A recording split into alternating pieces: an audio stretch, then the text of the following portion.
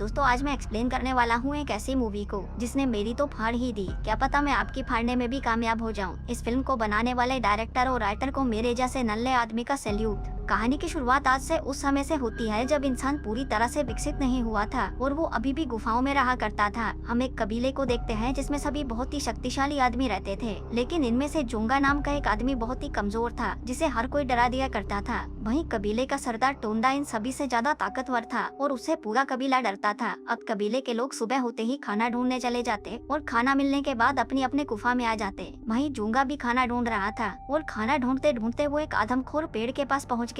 ये तो उसकी किस्मत अच्छी थी कि पेड़ का पेट भरा हुआ था, इसलिए वो जोंगा को जिंदा छोड़ देता है। उधर कबीले वाले दिन भर खाना ढूंढते हैं, लेकिन आज किसी के हाथ कुछ नहीं लगता, इसलिए वो सभी लोग अपनी गुफा में वापस आ जाते हैं। हम देखते हैं कि इस गुफा में कई खूबसूरत लड़कियां भी रहती थीं, लेकिन इनमें सबसे ज्यादा खूबसूरत लाना थी। लाना सरदार टोंडा की बंदी थी क्योंकि वो ही उसके लिए खाना लाता था। दूसरी तरफ आज किसी को भी खाना नहीं मिला था, इसलिए वो सभी भूखे पेट सोने वाले थे। तभी जोंगा भी अपनी गुफा में आता है और मायूस होकर एक कोने में बैठ जाता है। वहीं लाना सरदार के साथ सोने की तैयारी कर रही थी। जोंगा का भूख से बहुत बुरा हाल था, इसलिए वो अपना इमरजेंसी के लिए छुपाया हुआ फल निकालता है, लेकिन जैसे ही वो उसे खाने लगता है तभी उसकी नजर लाना पर पड़ती है। हम देखते हैं कि जोंगा लाना को पसंद करता था और वो उसे किसी तरह से पटाकर उसके साथ इंटीमेट होना चाहता था, इसलिए वो तुरंत लाना के पास आकर उसे खाने के लिए वो फल दे देता है। लेकिन जैसे ही वो वहाँ से चला जाता है वो कमकर लाना उस फल को सरदार को दे देती है, जो देखकर जोंगा मायूस हो जाता है और उसका लाना के साथ इंटीमेट होने का सपना भी टूट जाता है। अगले दिन कबीले वालों को एक जगह पर कुछ नए फल दिखते हैं। तभी सरदार के कहने पर जोंगा फलों को तोड़कर खाने लगता है ताकि उन्हें ये पता चल सके कि वो फल जहरीले है या नहीं, लेकिन वो जहरीले नहीं होते। तभी मौका देखकर जोंगा कुछ फलों को छुपा लेता है, लेकिन तभी वो बेहोश हो जाता है, जिसका मतलब था कि उन फलों से किसी को भी बेहोश किया जा सकता था। फिर कुछ दिन बाद जोंगा को होश आ जाता है। होश में आते ही वो एक फल को काटकर उसमें वो बेहोशी वाला फल मिला देता है। दूसरी तरफ कबीले वालों को आज खाना नहीं मिला था, इसलिए वो सभी पानी पीकर अपना गुजारा कर रहे थे।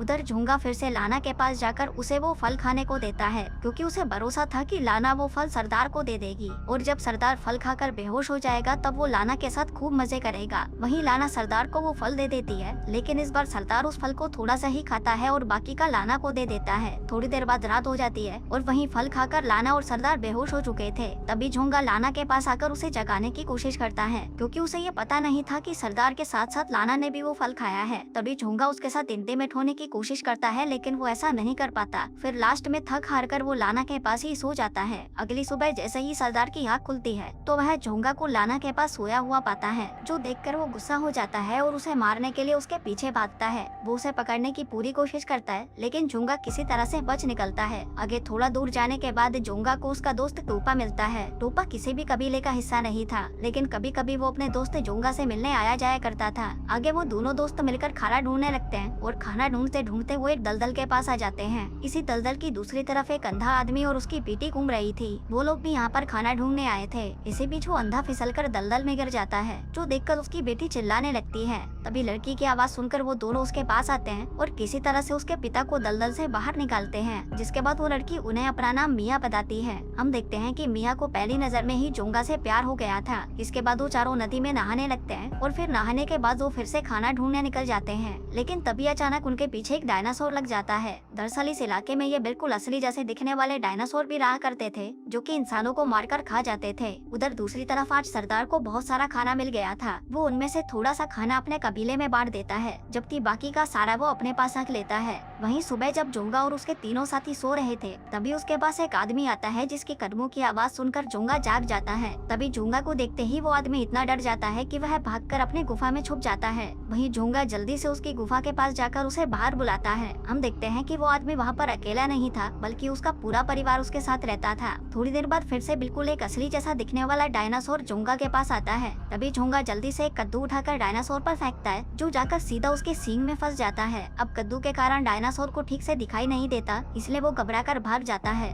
वहीं सभी लोग जोंगा की बहादुरी देखकर उसकी खूब तारीफ करते हैं। फिर रात होते ही बारिश शुरू हो जाती है। जोंगा और उसके ग्रुप के पास रहने के लिए कोई जगह नहीं थी, इसलिए बारिश से बचने के लिए वो लोग कोई जगह ढूंढने लगते हैं। तभी वहाँ उन्हें एक बड़ा सा पेड़ नजर आता है और वो सभी उस पेड़ के अंदर छुप जाते हैं। हम देखते हैं कि बारिश बहुत तेज हो रही थी, जिसके साथ ही बिजली भी कड़क रही थी। तभी एक पेड़ पर बिजली गिरती है और उस पेड़ पर आग लग जाती है। अब झोंगा और उसके साथियों ने आज पहली बार आग देखी थी, जिसके बाद वो सभी उस आग के पास बैठकर गर्मी लेने लगते हैं और आग की गर्माहट उन्हें काफी अच्छी लगती है। वहीं दूर से इन्हें कुछ और लोग भी देख रहे थे। तभी वो लोग झोंगा के पास आते हैं और उसे अपने बारे में बताते हैं। तूफा की तरह इन लोगों का भी कोई कबीला नहीं था, इसलिए ये लोग अब झोंगा के साथ जुड़ना चाहते थे। वहीं झोंगा भी सबका स्वागत करता है और उन सभी को अपने कबीले में शामिल कर लेता है। इसके बाद सभी लोग आग के पास बैठकर मांस पकाने लगते हैं। इन लोगों ने आज पहली बार मांस को पकाकर खाया था, इसलिए सभी को वह बहुत अच्छा लगता है। इतना स्वादिष्ट मांस खाकर ये लोग इतने खुश हो जाते हैं कि खुशी के मारे नाचने लगते हैं। फिर अगले सुबह झोंगा सबसे पहले जागता है, जबकि कबीले के सभी लोग सो रहे थे। आगे जब झोंगा एक पेड़ के आगे हंसगा होने लगता है, तभी उसकी नजर एक बिल्कुल ही असली जैसे दिखने वाले डायनासोर पर जाती है। झोंगा जल्दी से जाकर अपने कबीले वालों को जगाता है, जिसके बाद वो सभी लोग पेड़ के बीच में छुप जाते हैं। वो डायनासोर यहाँ पर खाना ढूंढने आया था, लेकिन उसे कोई भी इंसान नजर नहीं आता।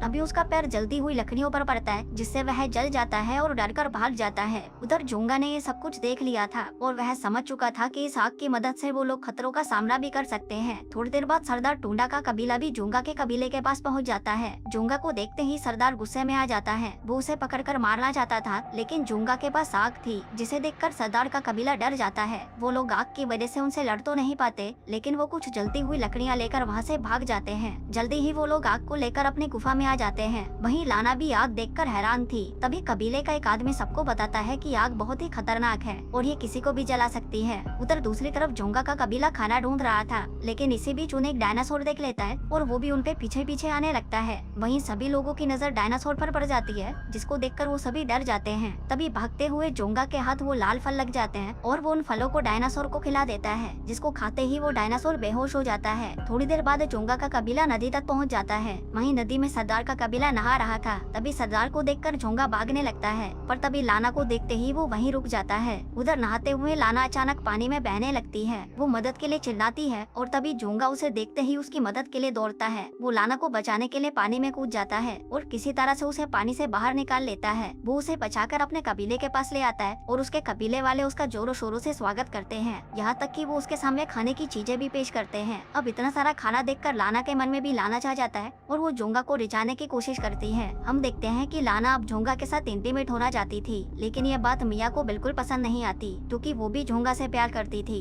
थोड़ी देर बाद लाना को ढूंढता हुआ सरदार टूंडा भी वहाँ पर पहुँच जाता है। तभी सरदार को देखते ही लाना तुरंत उसके पास चली जाती है, जबकि सरदार के बाकी आदमी दूसरे कबीले की लड़कियों को दबोचने लगते हैं। झोंगा के कबीले के सारे मर्द खाना ढूंढने गए थे, इसलिए सरदार टूंडा उसके कबीले की सभी लड़कियों को उठाकर अपने साथ ले जाता है। आगे जैसे ही ये बात झोंगा को पता चलती है तो वह बहुत गुस्सा होता है, जिसके बाद वो सरदार से बदला लेने का फैसला करता है। बदला लेने के लिए वो हथियार बनाता है और इसी दौरान वो आग जलाना भी सीख लेता है। फिर अगले दिन झोंगा का कबीला सरदार के कबीले पर हमला कर देता है। वहीं सरदार के कबीले के पास कोई हथियार नहीं था, इसलिए वो लोग ज्यादा देर तक टिक नहीं पाते और जल्दी ही हार मान लेते हैं। तभी सरदार टूंडा झोंगा पर हमला करने की कोशिश करता है, लेकिन झोंगा के हथियार के आगे वो भी टिक नहीं पाता और वह मारा जाता है। जो देखते ही लाना फिर से झोंगा के पास आ जाती है। फिर कहानी के अंत में हम देखते हैं कि झोंगा लाना को ठुकरा देता है, क्योंकि वो एक गोल्ड डिगर थी, जिसके बाद वो मिया को अपनी पत्नी बनने के लिए चुनता है। और दोस्तों, इसी के साथ ही ये कहानी यहीं खत्म हो जाती है।